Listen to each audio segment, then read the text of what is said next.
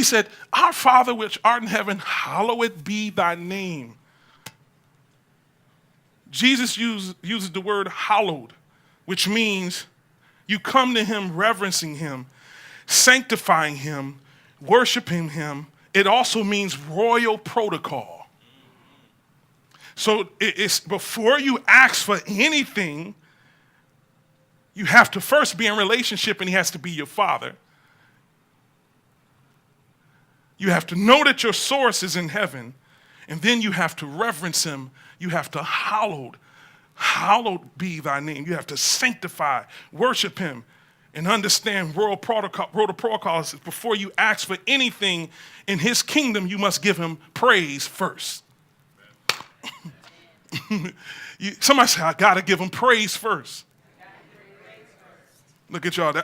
I knew I was going to lose you there, because the only thing and the only time you praise is when it's befitting for you, when it works for you. You know, you'll sit there and watch a stupid football game and lose your mind. And even some of y'all can't even rest the whole day, like they sent you a check talking about my team lost.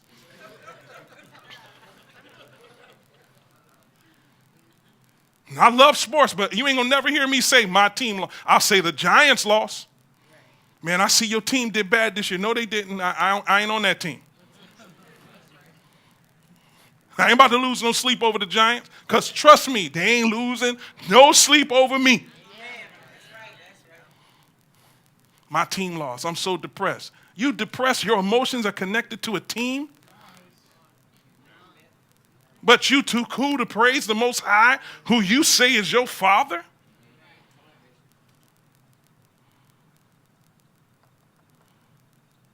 There are places I've been that my kids have gone before me, and when I get there, people know who I am because of what my kids have said about me before I got there. We can leave that. And when you are a good father, you know how they see you by how they hallow your name. Rodney went and played somewhere the other day, and I didn't go with him. And the first thing they asked him is, where's your father? And the guy says, we don't ever see y'all without him. Somebody saying, you don't ever see me without him either. Amen. We'll talk to y'all. I knew you're catching this. Somebody say, you'll never see me without. Listen, they said to him, where is he at? I'm 40-something years old.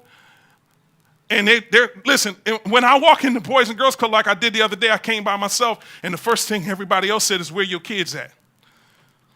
What your kids doing? It used to be when we first would walk in there, Rodney tell you when they were little, is that your father? Yes, that's my father.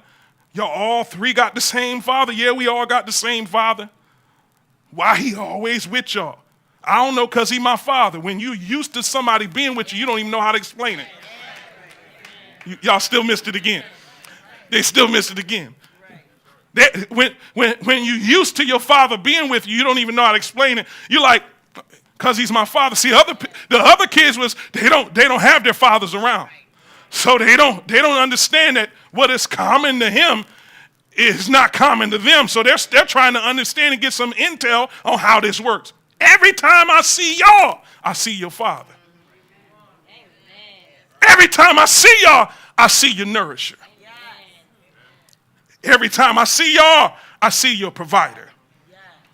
Some years ago, Travell and myself and Jabari, we were in Connecticut, and I was preaching in New Haven, Connecticut, and Rodney had an 8 o'clock game, and we got out of church, and by the time we got back to the hotel, it might have been 12 or 1 o'clock, and I said to them, we're going to have to get on the road.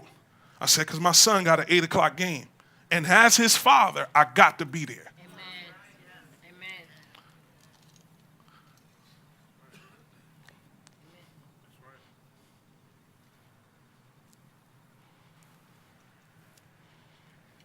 So it's going to take us about 5.5, 6 hours to get back to New York. So by the time we get back, I'm just going to shoot right to the game. See, my son plays better when I'm in his presence. I'll talk to y'all in a minute.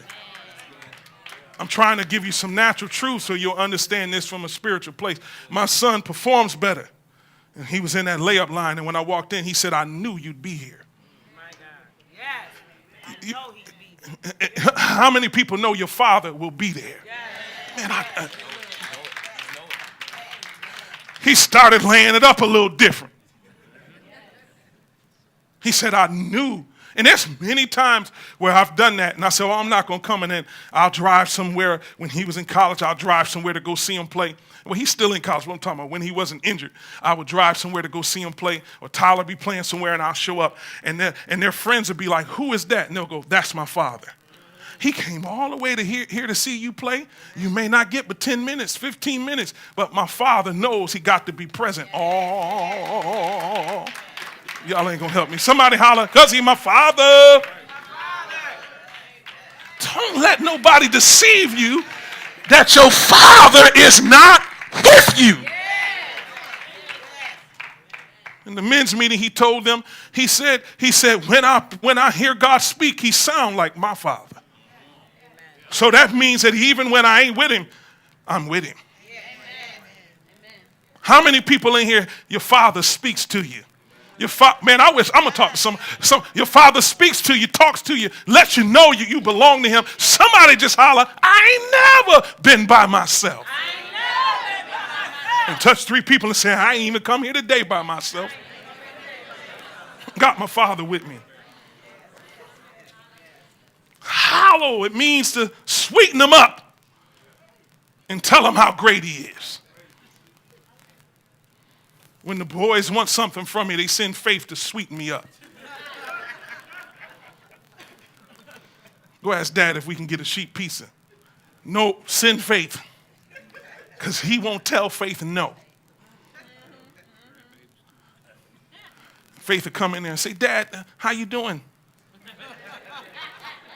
You're looking so handsome today, Dad. And I'll be like, Faith, what do you want? She was like, she don't say I was hoping and a wishing. She said, I want a pizza. She don't ask me if I have the money. She don't ask me, and you know, she used to say, use that plastic thing. We'll drive past somewhere. I say, I don't have no money. She said, go to that spot right there where you pull up and put that thing in there. I said, Faith, you got to have some money in there to pull some out of that thing. She said, you got to go get something out of that thing. She just believes her father. So she sweetens me up. Ha! I got to leave that alone. Tells me how handsome I am, how great I am. And that's how you have to be when you hollow out his name. You sweeten him up and you tell him how great he is, how powerful he is, how awesome he is. In other words, you continue to acknowledge that he is the Lord of everything. Somebody holler, he's wonderful. Counselor, mighty God, Prince of Peace. Somebody say, that's why you can't get nothing, because when you cool, you ain't going to sweeten him up. When you just here for a moment like you are today, you didn't come here expecting anything, so that's why we got to beg you to lift your hands, clap your hands. But somebody say, I was involved in praise and worship because I was sweetening him up for what I'm getting ready to receive from him. That was a good place to jump up on your feet and tell him how great he is, how awesome he is. I know you think you're wonderful and everybody should bow down to you, but you serve the Most High. He's greater than you. Jump up and tell him how wonderful he is.